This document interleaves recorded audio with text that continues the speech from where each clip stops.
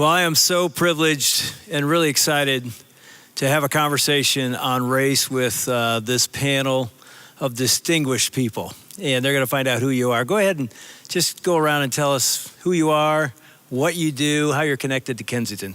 Jess, we'll start with you. My name is Jessica Wolf, and I'm part of our arts team here at Kensington and have been for the last decade plus. And you're married to the famous Eric Wolf. I am married to the famous Eric Wolf, who's also part of our arts department. So, great. I am Eric Moore. I am pastor of Tree of Life Bible Fellowship Church and a perpetual guest speaker here at Kensington. And I'm Jalen Seawright, and I'm actually worship arts director here at Troy. Brand new. Brand new. Awesome. Yeah, it's my third week. My name is Cliff Johnson, and I'm the lead pastor of the Birmingham campus. Yeah, it's pretty interesting. Eric was telling me he's spoken at Birmingham 2 times and never met you. You were a myth, right? He didn't even know you exist. I didn't know he was real. I thought he was a holograph. Now you've met me and you're incredibly disappointed, I'm sure. Yeah. So let's talk about race. And I just heard this phrase today, and I'd never heard this phrase before, and the phrase was this: how were you raced? Not how were you raised, but how were you raced? And the question gets at, we all have a bias. We're in this series called Bias, and we all have biases toward certain things.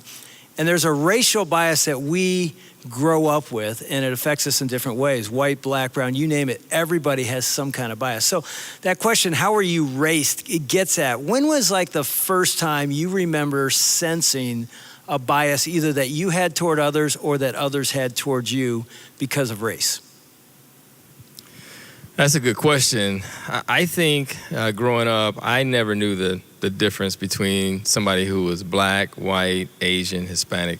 I remember when I was in the 3rd grade, my mom asked me who was my 3rd grade teacher, and his name was Mr. Mack. And so during that time, I guess it was the black exploitation movies where the guy was the Mac, right? And so my mom asked me, was he black or white? And I couldn't answer her because I didn't know. I didn't know what black or white was. And I can remember back to that moment, start thinking, oh, people fall into 2 categories, either black or they're white. And what I've heard was white people weren't necessarily all that friendly towards us. And that was what year? I mean, not how old you were, what decade? Yeah, that was, I have to think about how old I was. I think it was in the... You don't want to tell anybody, do you? That's all right. It's late 60s, early 70s. All I right. can't remember. So at a time when race was a big deal in our country, you're not even, as a young boy, seeing the difference. I didn't even see the difference. Yeah, that's amazing.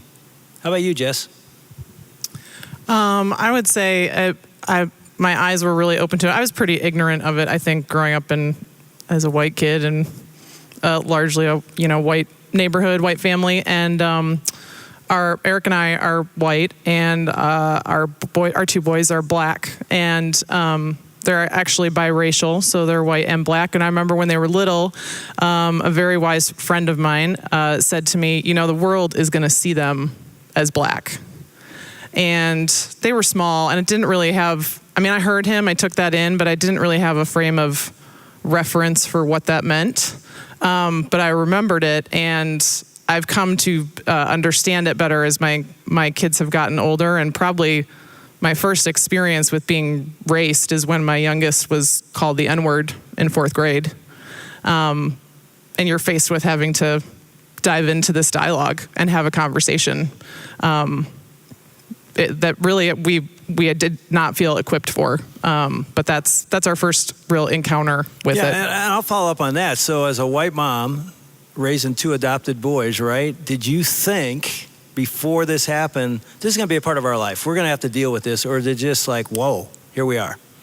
No, I would say I was pretty oblivious to that part of our reality. My friend making that comment was kind of my first twinge of okay, this might be something I wasn't prepared for. But when we adopted them when they were babies, it was, they're our kids. Yeah. I never looked at it as I'm going to have to, all the things I've had to do and come to understand in raising them as black children. I did not have a clue, honestly.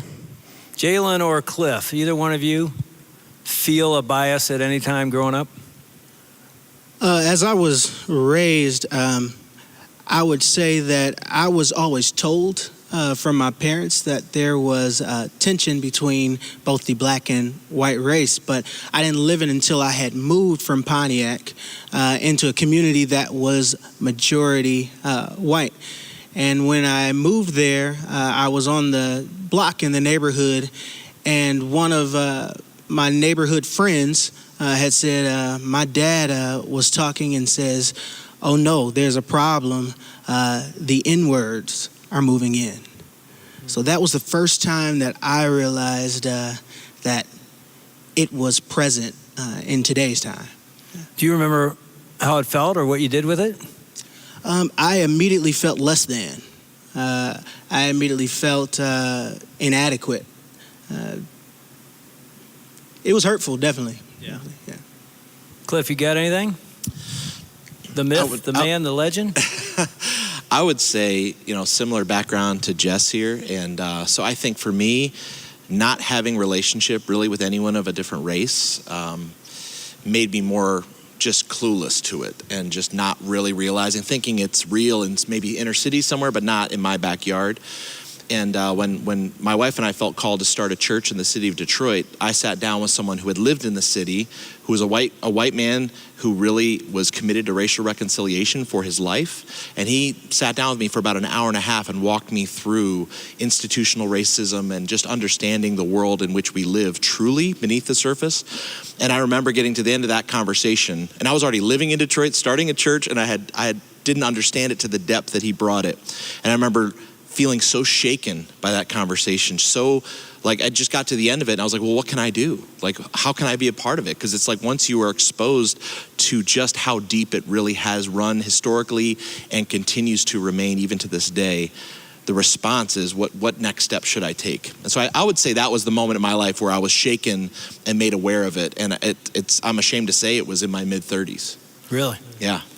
We all know this racial bias or racism is not just a black-white deal. It's any ethnicity, really. There's a bias often inherent in us, either learned or, we grab and sort of gravitate to. Yeah, and I'm wondering, even when the news came out it'll be 2 weekends ago, of Charlottesville, all of us saw it in whatever way we saw it. I'm wondering, what were your responses, any one of us? What were some of the first thoughts you had when you heard the news, saw the footage, and realized what's happening yet again in our country? How did it hit you?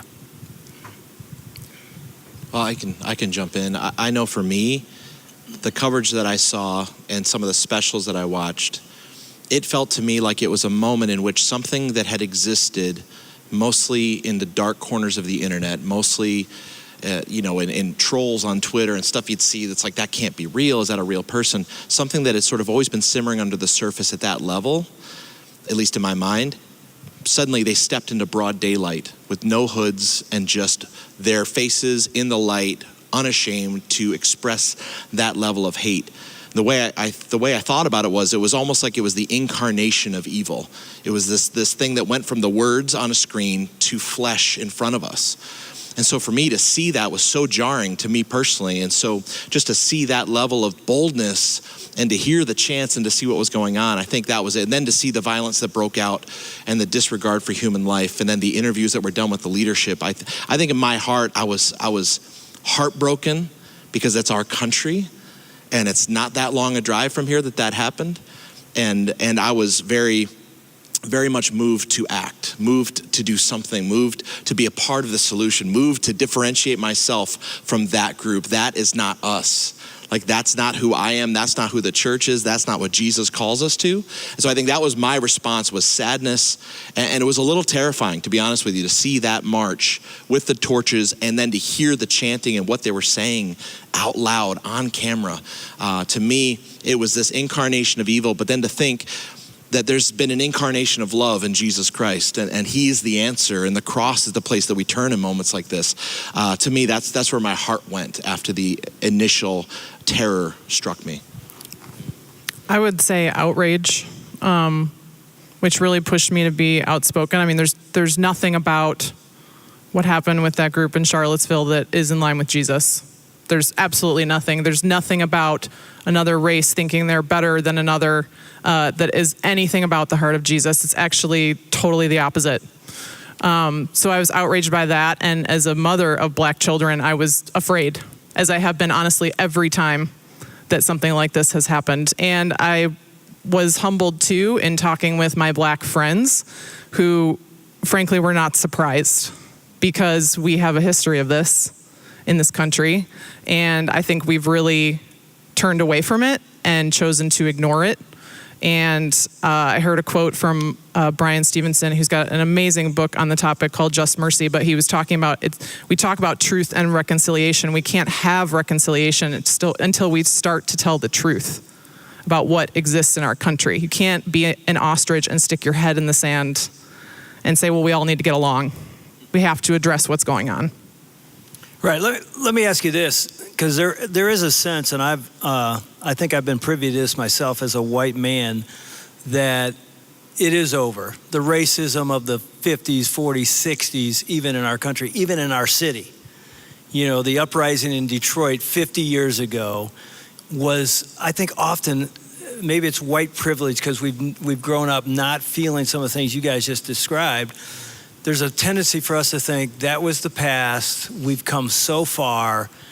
We're beyond that. And so, and I may be generalizing, I'm sure I am, but white people want to talk about, let's move forward. And black people often want to say, let's talk about the past. And I think we as white people do not understand, and you can help us here, it isn't just in the past. I mean, Charlottesville and things like that, and there's many others I don't need to get into, make us say, it's still here. Is it still here? You guys still experience? Yeah, well, you know, first of all, I just want to say about Charlottesville, I was shocked, okay? I never would have thought that anything like that would be happening. I know we had the Ferguson thing a couple of years ago, but to see the KKK and the alt-right groups in this melee with, you know, I would say left-wing people as well. That just totally shocked me. It reminded me when I was a kid, when I was 7 years old, and the riots happened in Detroit. I'm like, this is absolutely crazy. I thought also we were kind of beyond this, but I've never thought that we were beyond subtle racism. You know, it always kind of lurks in the background, and I think we in the Christian community, we get fooled. We get fooled because I have a great relationship with you and you have a great relationship with me. I got a great relationship with Steve. And so I'm around black or white Christian brothers that love the Lord. And so we don't treat one another like that. But you can get lulled into sleep that the world is like that too, right? But as long as sin exists, it's going to manifest itself some way. And one of the easiest ways is just, the simplest, I think the base way is just by how another person looks, right? Because I'm lighter than them or darker than them or my hair is curly or, you know, whatever it is, I can feel like my group is better than the other group. And that's so wrong and that's so anti-Christian.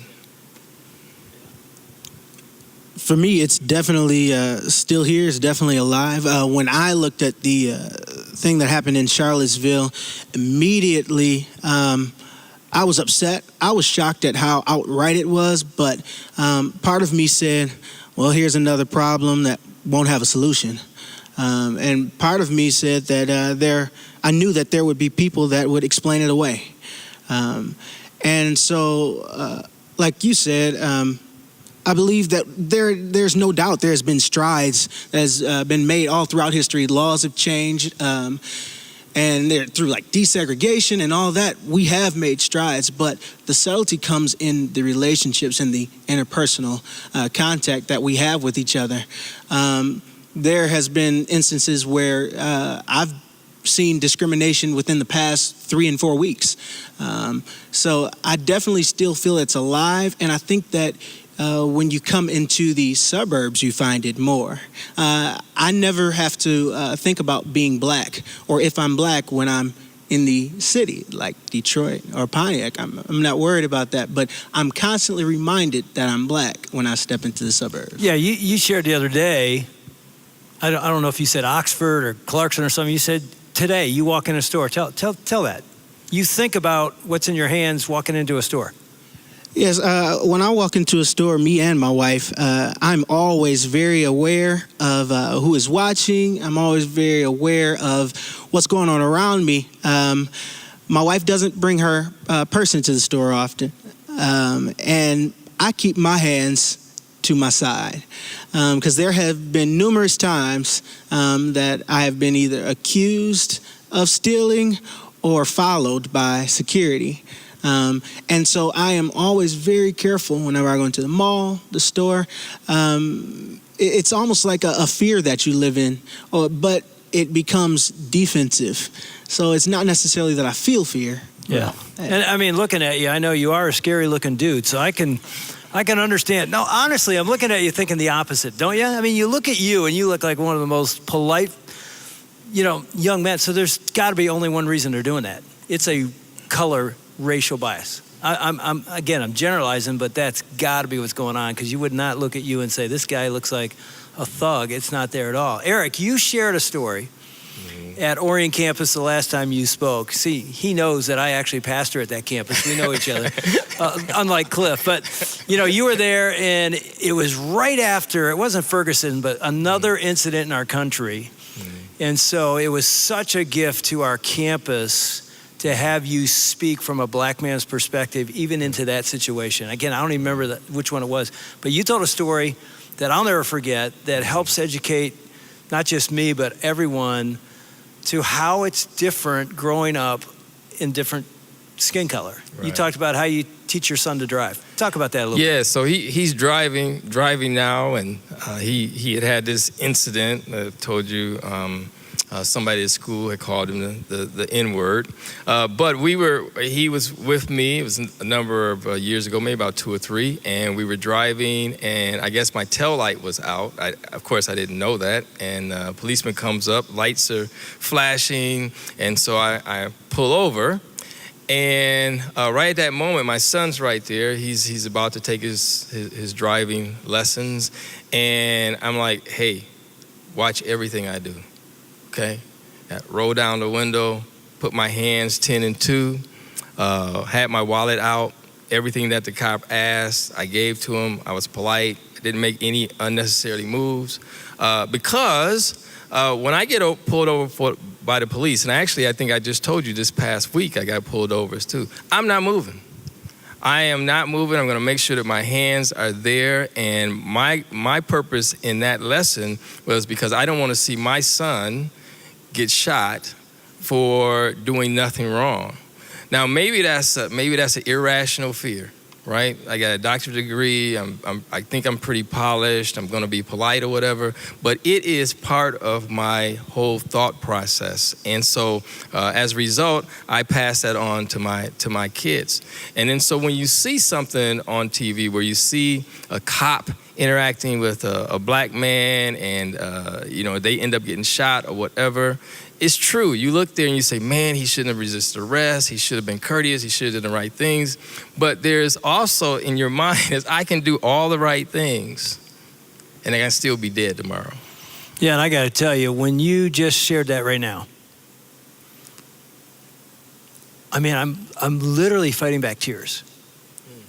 Because I'm like, how sad is that? I've never once had that thought as a white man. I've never thought of those things when I taught my sons to drive. It's not even in my it's never on my radar. And this is your reality. I mean, I'm just sitting there going, oh my gosh, listen to what you're saying. It's unbelievable that a dad would have to do that 50 years after the race. It's like we're in a new day, right? No, we're still, these patterns are there, and it's not just policemen, it's everyone that you'd have to do that. And you did this. It was interesting, you said these old thought patterns, and I thought you're sort of referring to a history, right? That's sort of what this means, that you have grown up, and we all have, with history that doesn't go away. It's part of how we think, and it's ever present in our life. And I think it's interesting because so often, so many of us white people sitting here in this church or anywhere don't understand this. I've had an interesting experience with this, and just so you know too, if you're sitting in the audience and you're white, you might be hearing white privilege used, and you're like, well, I don't have white privilege. I worked hard for what I have. That's not what white privilege is. It's what they're saying. It's subtleties in your day-to-day life where you have an advantage that you don't even realize you have because of the color of your skin. I saw this illustrated when my boys and I have started debriefing, honestly, every violent encounter that has been in the media, and there have been a lot with driving and police interactions and things. So one day I was doing with them what you did with your son. I was saying they're not driving yet, but they're close, and saying this is what you do if you get pulled over. And here I went through all the things that I know of that I've heard from black friends and was trying to educate them. And when I was done, they sat there and we were in the car, and they said to me, "Is that what Dad has to do if he gets pulled over?" And I paused to consider my answer, and I said, "No, because Dad is white." And I said, "That's not right. That's not fair." And I try really hard to remind them, too, that it's not how Jesus sees them, that Jesus does not see them as inferior. But I'm also faced with, I'm raising young black men. I have to educate them on how some in the world are going to see them. But it was the white privilege. It was like, no, your white father does not have to follow these rules because he's not going to be judged the same way. Right. And just in case you're out there wondering, because I'm listening to this going, it sounds like pastors get pulled over a lot. It's just bad drivers. I mean, these guys get pulled over because they deserve to. No, here's my next question is like, now, not every relationship is that way. I mean, not every black person feels that way. Not every white person feels that way. Talk about this. What are relationships that you have in your life with white, black, brown, you name it, any different ethnicity, you know what I mean, race, that are good?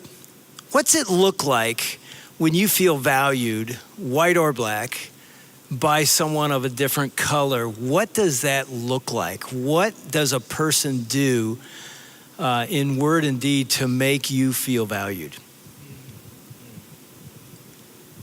Don't jump right in too quick. Well, it's kind of interesting because growing up in Detroit, all I had was black friends, right? And so, matter of fact, one quick tidbit, I didn't even know we were the minority till I moved out of Detroit. I thought because it was so black, I thought, hey, we were in control, right? So, but now I could say probably, not that I have a good white friend. I would say half of my friends are of a different ethnicity. And the common thread in that is that we like each other. We encourage each other. We hang out together. We just, we try different foods or different activities, right? And so even though I may look across and initially know that person's white or Asian or Hispanic, after a while, I hate to say it, I don't even see it anymore, right? That's just Joe. That's just Dave. That's just Aaron. That's just who they are. I mean, so initially, yeah, when you first see somebody, you notice the differences. But once you connect on a heart level, there's very, very little difference, maybe some cultural differences, but very little. And I think it's the same things that would encourage somebody who looks like you, and the same thing that somebody who looks like you would encourage you. I think it's the same across ethnicities.